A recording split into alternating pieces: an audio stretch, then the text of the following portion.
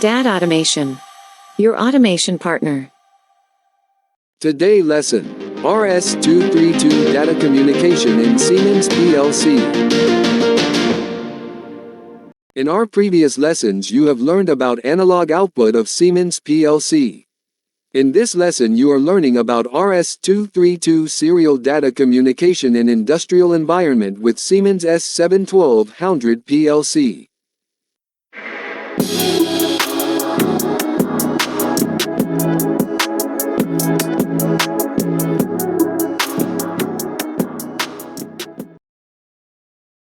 In this lesson you are learning about what is RS-232 communication, what is CM1241 module, RS-232 communication options in S7-1200 PLC, how to configure CM1241 module, practical example of serial communication with an industrial weighing scale. What is RS-232 communication? RS-232 is a point-to-point data communication system which capable of operating at data rates up to 20 kilobits per second and can transmit data about 15 meters. In this system there are two major connection ports are described. Normally male connector is known as DTE and DCE for female connector. DTE data terminal equipment refers to communication device or computer and DCE data communications equipment refers to equipment of serial communication. DTE-DCE connection is one-to-one as illustrated in below. Asynchronous data pattern for this communication is given below. In this communication system, first component of data stream is the start bit.